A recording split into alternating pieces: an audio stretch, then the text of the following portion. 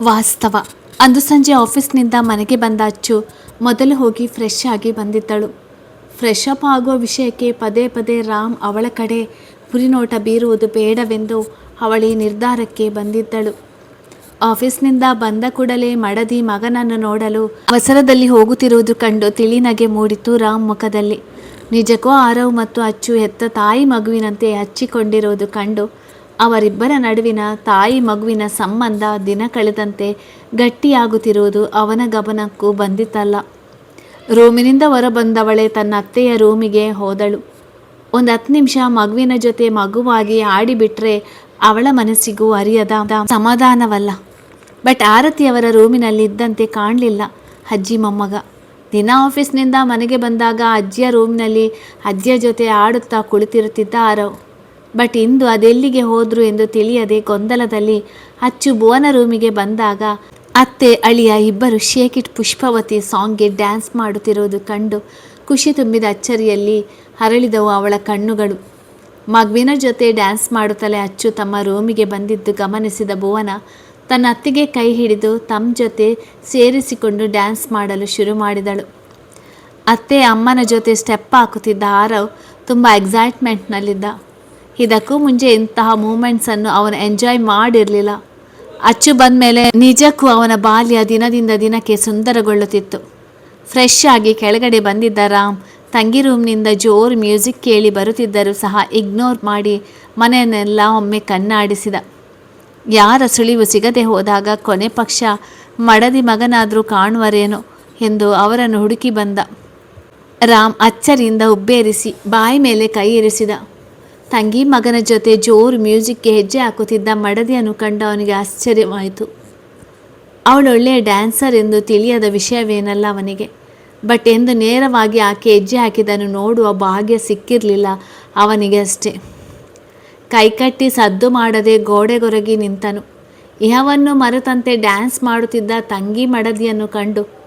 But ಅವನ ತಂಗಿ ಮಡದಿಗೆ ಅವನು ಬಂದಿದ್ದು ತಿಳಿಯದೆ ಹೋದರೂ ಅವನ ಪುಟ್ಟ ಮಗ ಅವನು ಬಂದಿದ್ದನ್ನು ಗಮನಿಸಿ ಪಪ್ಪ ಎಂದು ಖುಷಿಯಲ್ಲಿ ಕೂಗಿ ಓಡಿ ಬಂದು ಅವನ ಕಾಲುಗಳನ್ನು ಹಪ್ಪಿದಾಗ ತಬ್ಬಿಬ್ಬಾದರು ಆ ಅತ್ತಿಗೆ ನಾದಿನಿ ಇಬ್ಬರು. ಭುವನ ಗಾಬರಿಯಲ್ಲಿ ಮ್ಯೂಸಿಕ್ ಆಫ್ ಮಾಡಿದರೆ ಅಚ್ಚು ಗಟ್ಟಿಯಾಗಿ ಹಣೆ ಹೊತ್ತಿಕೊಂಡು ಎತ್ತಲು ನೋಡುತ್ತಾ ನಿಂತಳು. ಮದುವೆಯಾದರೂ ತಾನು ಇನ್ನು ಮಕ್ಕಳಂತೆ ಆಡೋದು ಬಿಟ್ಟಿಲ್ಲ ಎಂದು ರಾಮ್ ಈಗ ತನ್ನ ಮೇಲೆ ಕೂಗಾಡಿದರೆ ಏನು ಮಾಡುವುದೆಂದು ತಿಳಿಯದೆ. ತನ್ನ ಅಣ್ಣನಿಗೆ ಮನೆಯನ್ನು ಮಾರ್ಕೆಟ್ನಂತೆ ಗದ್ದಲ ಮಾಡೋದು ಇಷ್ಟವಿಲ್ಲ ಎಂದು ತಿಳಿದಿದ್ದರು.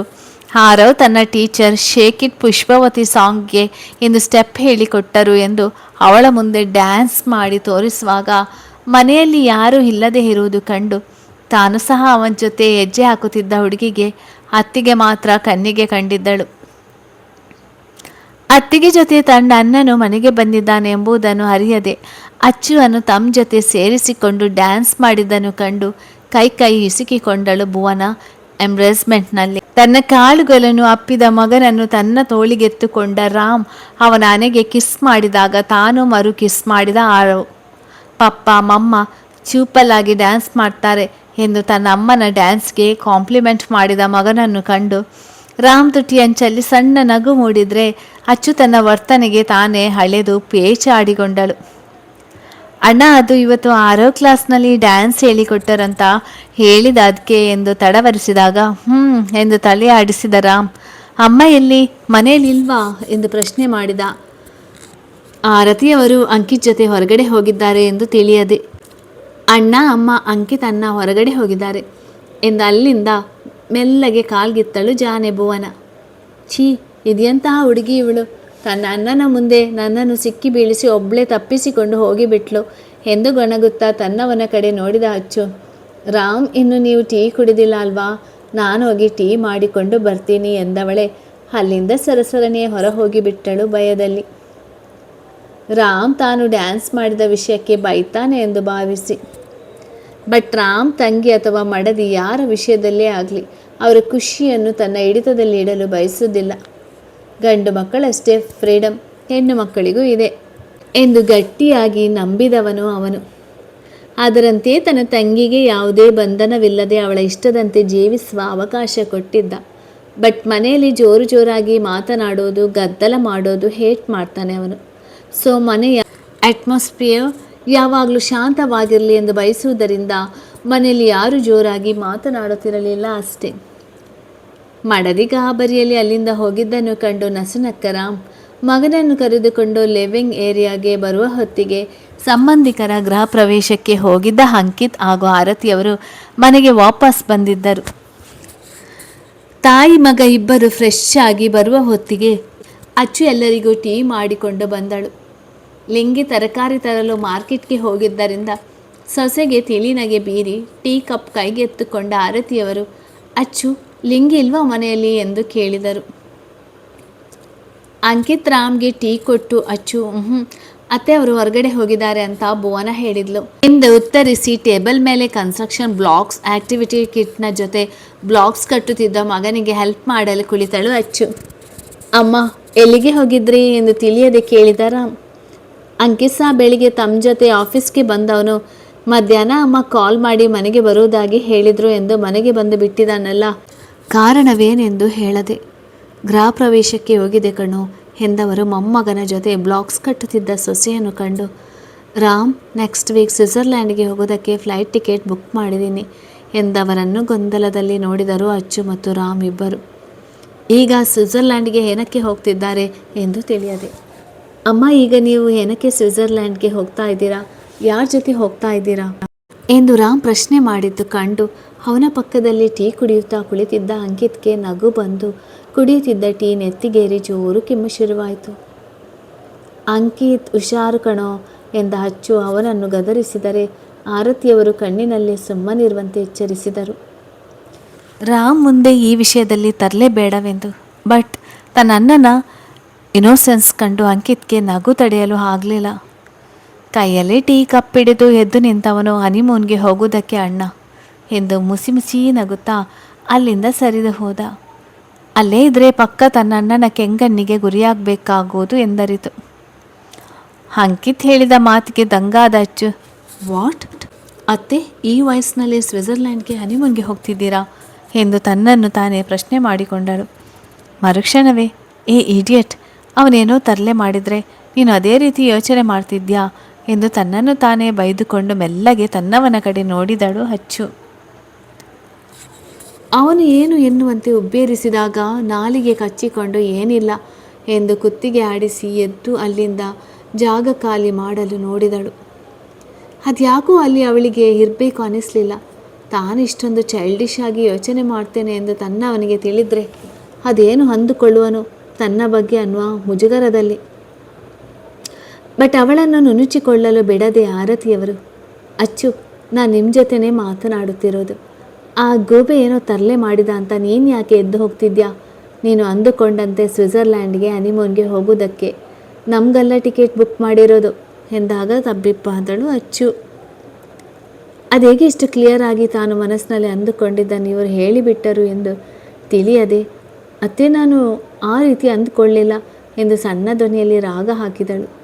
ಅಪ್ಪಿತಪ್ಪಿಯೂ ತನ್ನವನ ಮುಖ ನೋಡು ಧೈರ್ಯ ಮಾಡಲಿಲ್ಲ ರಾಮ್ನ ಮುದ್ದಿನ ಮಡದಿ.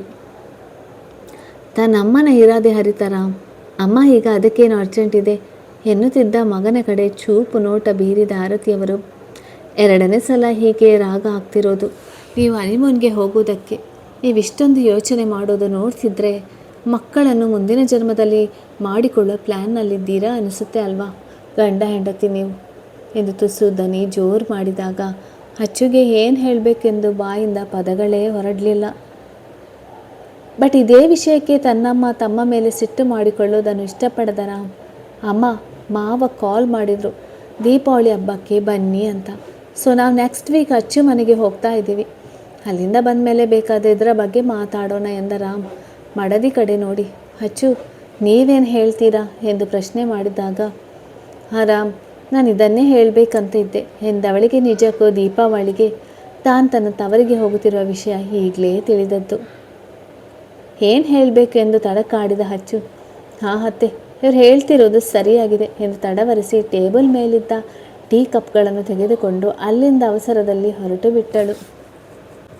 ಮಡದಿ ಹೋದ ಕಡೆ ನೋಡುತ್ತಾ ನಸುನಗುತ್ತಾ ಕುಳಿತಿದ್ದ ಮಗನ ಕಡೆ ಗಂಭೀರ ನೋಟ ಬೀರಿದ ಆರತಿಯವರು, ರಾಮ್ ಇನ್ನು ಎಷ್ಟು ದಿನ ನೀವು ಇದೇ ರೀತಿ ಇರಬೇಕು ಅಂತ ಇದ್ದೀರಾ ಎಂದು ಪ್ರಶ್ನೆ ಮಾಡಿದಾಗ ತಲೆ ಕೊಡವಿ, ಎದ್ದು ಬಂದು ತನ್ನಮ್ಮನ ಪಕ್ಕದಲ್ಲಿ ಕುಳಿತ ರಾಮ್, ಅಮ್ಮ, ಹೇಗೆ ತಾನೇ ಅವರು ನನ್ನ ಜೊತೆ ಸಲಿಗೆ ಬೆಳೆಸ್ತಿದ್ದಾರೆ.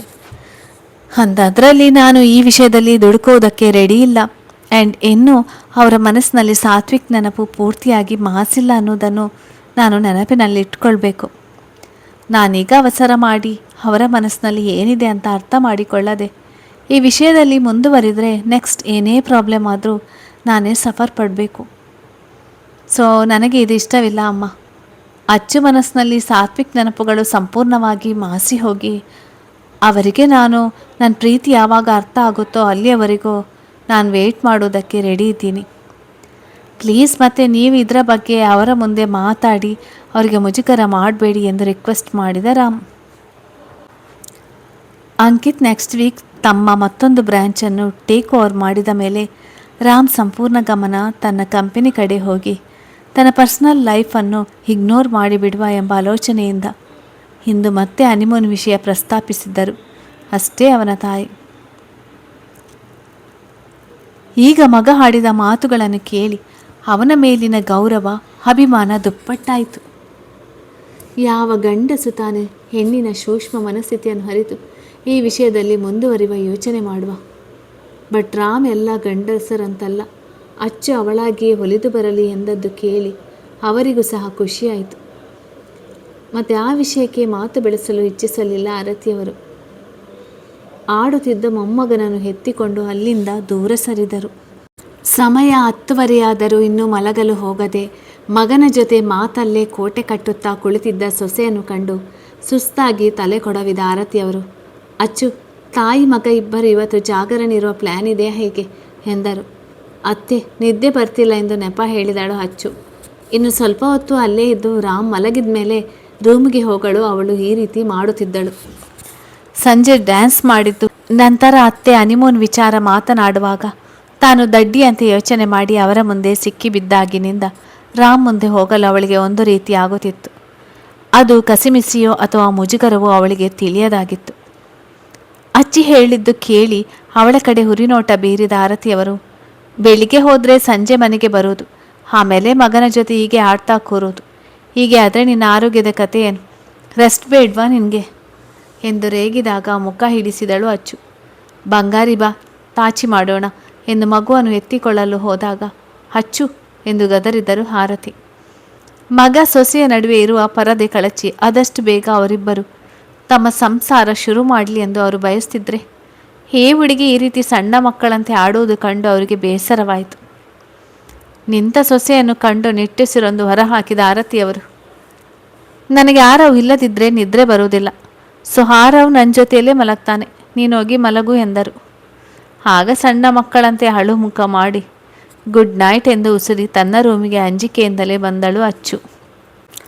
ಸಂಜೆಯಿಂದ ಅವನ ಕಣ್ತಪ್ಪಿಸಿ ಓಡಾಡುತ್ತಿದ್ದವಳು ಈಗ ತಾನಾಗಿಯೇ ಅವನ ಮುಂದೆ ಬರಬೇಕಾಯಿತು. ಮಡದಿ ಬಂದಿದ್ದನ್ನು ಕಿರುಗಣ್ಣಿನಲ್ಲಿಯೇ ಗಮನಿಸಿದರು ರಾಮ್ ತನ್ನ ಕೆಲಸದಲ್ಲಿ ವ್ಯಸ್ತನಾಗಿದ್ದ. ಮೆಲ್ಲಗೆ ಹೋಗಿ ಮುಖ ತೊಳೆದು ಬಂದ ಹೆಣ್ಣು ಮುಖಕ್ಕೆ ಕೈಕಾಲಿಗೆ ಲೋಷನ್ ಅಪ್ಲೈ ಮಾಡಿ ಗುಡ್ ನೈಟ್ ರಾಮ್ ಎಂದು ಮಲಗಿಬಿಟ್ಟಳು. ರಾಮ್ ಸಂಜೆಯ ವಿಷಯ ಮರೆತು ಬಿಟ್ಟಿದ್ದಾನೆ ಎಂಬ ನೆಮ್ಮದಿ ಅವಳಿಗಿತ್ತು. ಆದರೆ ರಾಮ್ ಯಾವುದನ್ನು ಮರೆತಿರಲಿಲ್ಲ. ತನ್ನ ಕ್ಲೈಂಟಿಗೆ ಮುಖ್ಯವಾದ ಮೇಲೊಂದನ್ನು ಕಳಿಸುವುದರಲ್ಲಿ ಬ್ಯುಸಿ ಇದ್ದನಷ್ಟೆ. ಹಾಸಿಗೆ ಮೇಲೆ ಮಲಗಿ 15 ನಿಮಿಷವಾದರೂ ನಿದ್ರೆ ಮಾಡದೆ ಒದ್ದಾಡುತ್ತಿದ್ದ ಮಡದಿಯನ್ನು ಗಮನಿಸಿ ತನ್ನ ಕೆಲಸವನ್ನು ಬೇಗ ಮುಗಿಸಿ ಲೈಟ್ ಆಫ್ ಮಾಡಿ ಹಾಸಿಗೆ ಮೇಲೆ ಬಂದು ಅಡ್ಡಾದ ರಾಮ್. ಮುದ್ದು, ಯಾಕೆ ನಿದ್ರೆ ಬರ್ತಿಲ್ವಾ ಎಂದು ಕಾಳಜಿ ಭರಿತ ದನಿಯಲ್ಲಿ ಕೇಳಿದ. ಎಂದಳು ಅಚ್ಚು. ಅದ್ಯಾಕೋ ಇಂದು ನಿದ್ರಾದೇವಿ ಅವಳ ಸನಿಹ ಸುಳಿಯದೆ ಅವಳನ್ನು ಸತಾಯಿಸ್ತಿತ್ತು. ನಸುನಕ್ಕು ಇಲ್ಲಿ ಬನ್ನಿ ಎಂದು ರಾಮ್ ತೋಳು ಚಾಚಿದ. ಮೆಲ್ಲಗೆ ಸರಿದು ಅವನ ತೋಳಿಗೆ ತಲೆ ಇರಿಸಿದ ಹೆಣ್ಣು, ಮುಗೀತಾ ಆಫೀಸ್ ಕೆಲಸ ಎಂದು ಕೇಳಿದಳು. ಎಸ್ ಎಂದವನು, ಮೊದಲು ನೀವು ಯಾಕೆ ಡ್ಯಾನ್ಸ್ ಕ್ಲಾಸ್ ಓಪನ್ ಮಾಡಬಾರ್ದು ಎಂದದು ಕೇಳಿ ಗಾಬರಿಯಲ್ಲಿ ತಡಬಡಿಸಿ ಅವನಿಂದ ದೂರ ಸರಿಯುತ್ತಿದ್ದವಳನ್ನು ತನ್ನ ಕಡೆ ಸೆಳೆದುಕೊಂಡು ಗಟ್ಟಿಯಾಗಿ ಅಪ್ಪಿದ ರಾಮ್. ಅವಳ ಹಣೆಗೆ ಮೃದುವಾಗಿ ಚುಂಬಿಸಿ, ಮುದ್ದು, ನಾನು ಕೂಡ ತಮಾಷೆ ಮಾಡ್ತಿಲ್ಲ, ನೀವು ಒಳ್ಳೆ ಡ್ಯಾನ್ಸರ್ ಅನ್ನೋದು ನನಗೆ ಗೊತ್ತು. ಸೊ ನಿಮಗೆ ಡ್ಯಾನ್ಸ್ ಮೇಲೆ ಇಂಟ್ರೆಸ್ಟ್ ಇದ್ದರೆ ನೀವು ಯಾಕೆ ಡ್ಯಾನ್ಸ್ ಕ್ಲಾಸ್ ಓಪನ್ ಮಾಡಬಾರ್ದು ಎಂದು ಅವಳ ಕಣ್ಣಲ್ಲಿ ಕಣ್ಣಿಟ್ಟು ಕೇಳಿದಾಗ ಅಚ್ಚರಿಯಿಂದ ಕಣ್ಣರಳಿಸಿದಳು ಅಚ್ಚು. ರೀ, ನಿಜನಾ ಎಂದು ನಂಬಲಾಗದೆ ಕೇಳಿದಳು. ಸಾತ್ವಿಕ್ ಇಂಥದಕ್ಕೆಲ್ಲ ಮದುವೆಗೆ ಮುನ್ನವೇ ರಿಸ್ಟ್ರಿಕ್ಷನ್ಸ್ ಹಾಕಿದ್ದ. ಹರೆ ಮನಸ್ಸಿನಿಂದಲೇ ತನ್ನ ತಾಯಿಗೆ ಅದೆಲ್ಲವೂ ಹಿಡಿಸದು ಎಂದು. ಬಟ್ ರಾಮ್ ಅವಳನ್ನು ಅವಳ ಇಚ್ಛೆಯಂತೆ ಬದುಕಲು ಹೇಳುತ್ತಿದ್ದಾನೆ. ಅವಳಿಗೆ ಯಾವುದರ ಮೇಲೆ ಇಂಟ್ರೆಸ್ಟ್ ಇದೆಯೋ ಅದನ್ನು ತಿಳಿದುಕೊಂಡು ಅದರಲ್ಲಿಯೇ ಮುಂದುವರಿಯುವಂತೆ ಹೇಳುತ್ತಿದ್ದಾನೆ. ಆದರೆ ಅಚ್ಚುಗೆ ಡ್ಯಾನ್ಸ್ ಒಂದು ಹವ್ಯಾಸ ಅಷ್ಟೆ. ಅದನ್ನೇ ತನ್ನ ಪ್ರೊಫೆಷ್ನಲ್ ಮಾಡಿಕೊಳ್ಳುವ ಆಲೋಚನೆ ಇರಲಿಲ್ಲ. ಇನ್ನು ರಾಮ್ ಜೊತೆ ಕೆಲಸಕ್ಕೆ ಹೋಗುತ್ತಿರೋದು ಸಹ ಮನೆಯಲ್ಲಿ ಕಾಲಹರಣ ಮಾಡಲು ಇಷ್ಟವಿಲ್ಲದೆ. ಕಣ್ಣರಳಿಸಿ ನೋಡುತ್ತಿದ್ದ ಮಡದಿಯನ್ನು ಕಂಡು ರಾಮ್ ಏನಾದರೂ ಮಾತಾಡಿ ಮುದ್ದು, ನಿಮಗೆ ನಾನು ಆಗಲಿ ನನ್ನ ಮನೆಯವರಾಗಲಿ ನಿಮ್ಮ ಆಸೆ ಕನಸುಗಳಿಗೆ ಅಡ್ಡಿ ಮಾಡೋದಿಲ್ಲ ಎಂದು ಪ್ರಾಮಿಸಿಂಗ್ ಟೋನ್ನಲ್ಲಿ ಹೇಳಿದ. ಅದನ್ನು ಕೇಳಿ ಅವನ ಮೇಲಿನ ಅಭಿಮಾನ 100 ಪಟ್ಟು ಹೆಚ್ಚಾಯಿತು. ಅವಳಿಗೆ ರೆಪ್ಪೆ ಬಡಿಯದೆ ತನ್ನನ್ನೇ ನೋಡುತ್ತಿದ್ದವಳನ್ನು ಕಂಡು ರಾಮ್ಗೆ ಮುದ್ದೆನಿಸಿತು. ಮುದ್ದು, ನಾನು ಯಾರ ಜೊತೆ ಮಾತನಾಡ್ತಿರೋದು?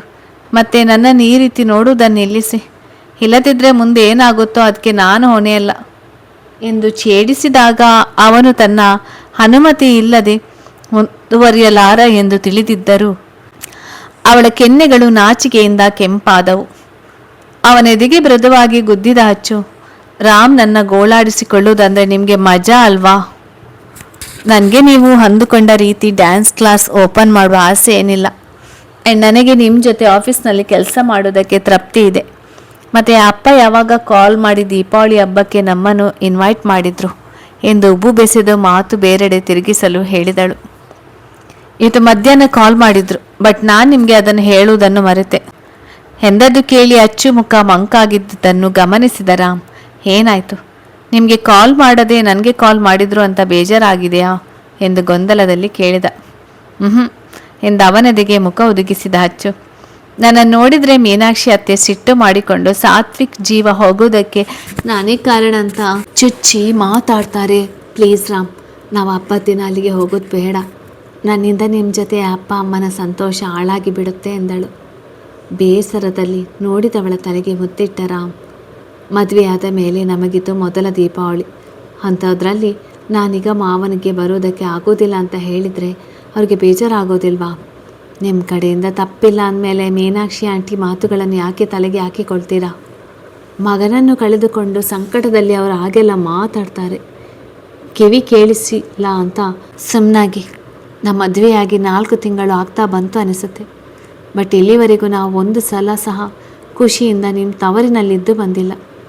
ಇದೇ ರೀತಿ ನೀವು ಮೀನಾಕ್ಷಿ ಆಂಟಿಗೆ ಎದುರ್ತಿದ್ರೆ ನಿಮ್ಮ ತವರನ್ನೇ ಮರೆತು ಬಿಡಬೇಕಾಗುತ್ತದೆ. ಸೊ ನಾವು ಹಬ್ಬಕ್ಕೆ ಬಂದು ನಿಮ್ಮ ತವರಿಗೆ ಹೋಗ್ತಾ ಇದ್ದೀವಿ ಎಂದು ದೃಢವಾಗಿ ಹೇಳಿದಾಗ ಅಚ್ಚು ಮೌನವಾಗಿ ಹೋಗೇ ಎಂದಳು. ರಾಮ್ ಹೇಳಿದಂತೆ ಮೀನಾಕ್ಷಿ ಅವರಿಗೆ ಹೆದರಿ ಈಗಾಗಲೇ 4 ತಿಂಗಳಿಂದ ತನ್ನ ತವರಿಗೆ ಹೋಗುವ ಯೋಚನೆ ಮಾಡಿಲ್ಲ ಎಂದು ಅವಳಿಗೆ ಅರ್ಥವಾಯಿತು.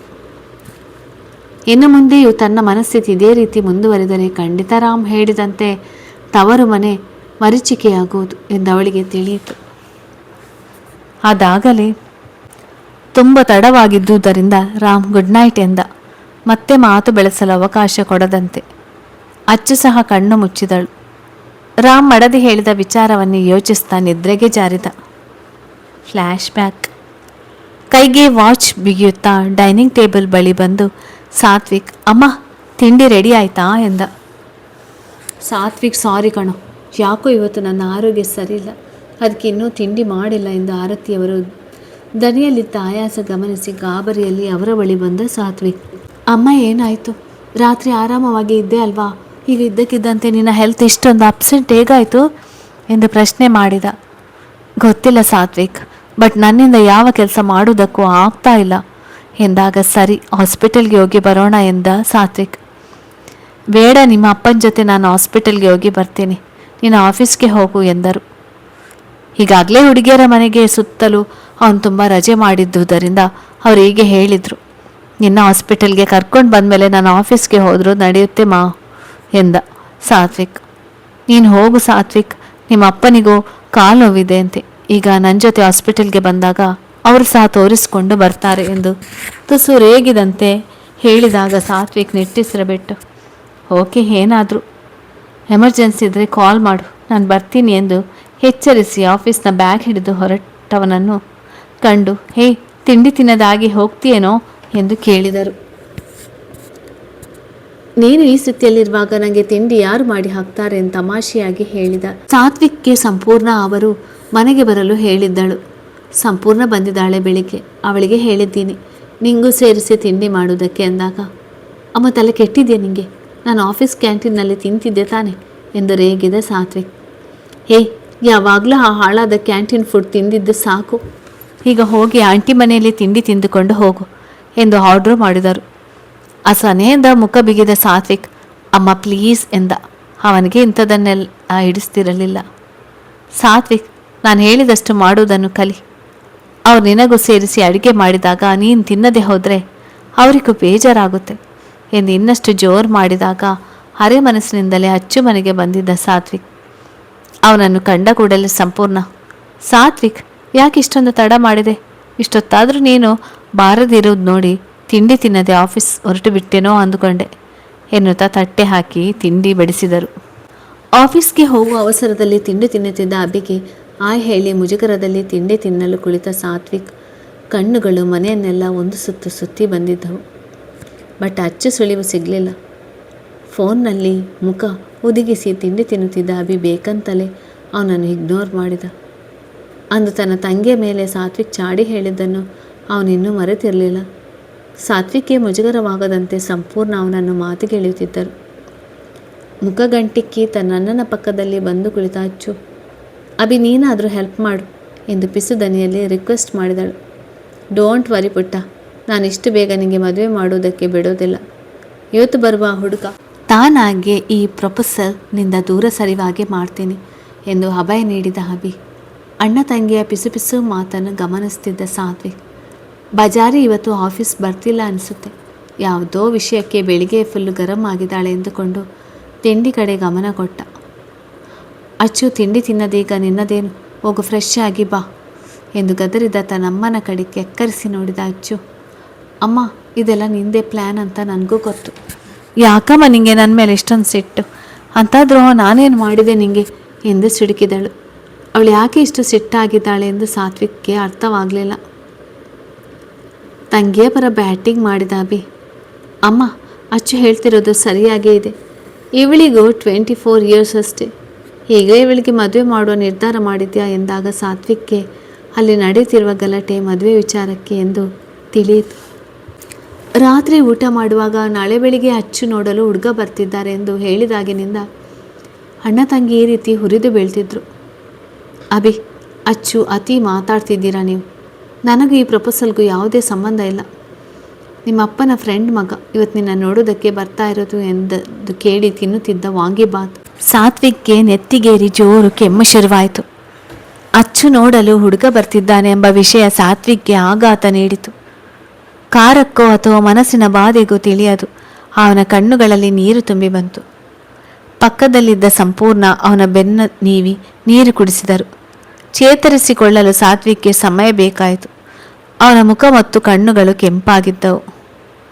ಅಚ್ಚು, ಈ ವಿಷಯದ ಸಲುವಾಗಿ ನಾವು ಅಪ್ಪ ಅಮ್ಮನ ಜೊತೆ ಮಾತನಾಡೋದು ಯೂಸ್ ಇಲ್ಲ.